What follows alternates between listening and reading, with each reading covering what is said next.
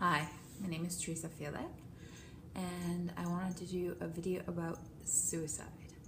As a person who's tried to kill themselves, there's some things that you should probably know. So, a lot of people commit suicide because they don't want to hurt other people. They just want to be away from the world. And the thing is, they don't really feel that they actually affect other people. So they don't feel that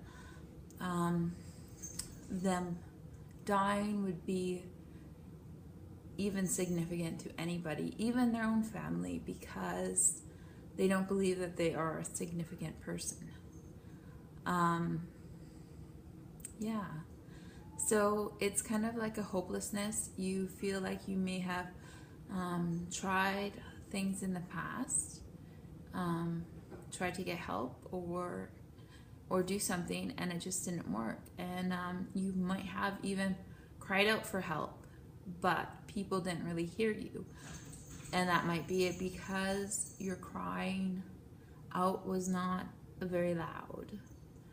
But for you, it was really loud. And you just want the pain to end, because whoever commits suicide has a lot of pain in themselves. And I think in the past, a lot of people maybe were alcoholics or drug addicts, and they actually overdosed or died, and it wasn't considered suicide because technically it wasn't. But nowadays you do see lots and lots of kids or older people trying to commit suicide or thinking of ways.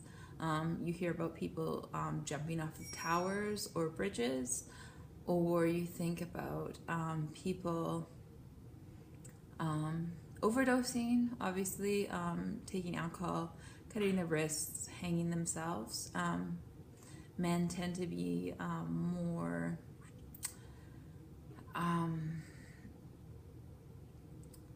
they tend to do things that are physically more likely to kill themselves, like hanging or maybe shooting themselves.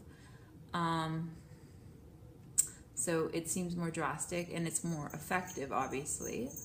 But women, I don't know, maybe we really actually want some help, so we don't do things as drastic as that, but we do want to die. I know this because my sister killed herself, and I'm like, I know she must have tried more than once, because she was in the hospital, I think, for overdosing, but I just didn't really know about it, so I didn't know. But for me, all the times that I ever tried to kill myself, which was at least 5 times. Well, I mean, I've tried different things. Like, I would be in the closet and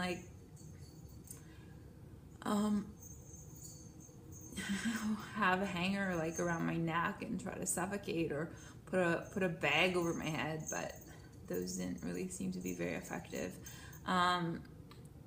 So mostly I just overdosed on lots of pills and alcohol, and sometimes nothing happened, and other times I ended in a coma. But all I have to say is, if you see someone who you think is going to kill themselves, talk to them.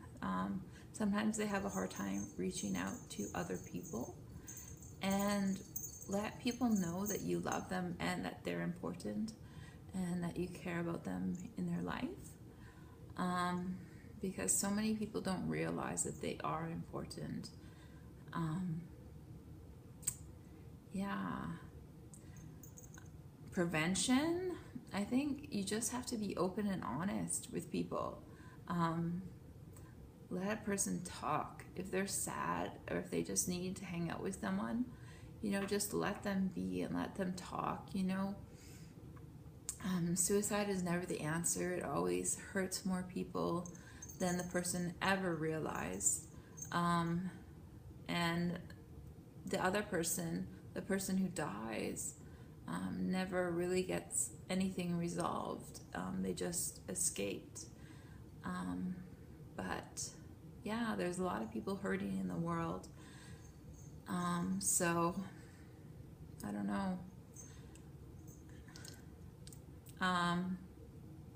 For me, what changed was definitely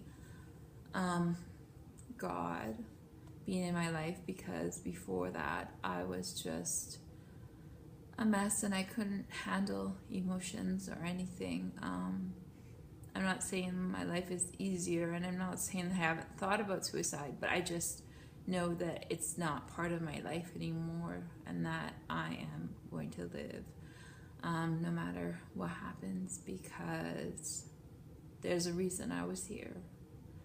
There's a reason for my pain. Like, I went to Resurgence tonight and they were just talking about your past is there for a reason, and my past is hopefully will be used to help other people, because I would really like that, because I know what it feels to be lost and lonely and alone and not feel like anybody cares and not able to express myself anyway, to share it with people. So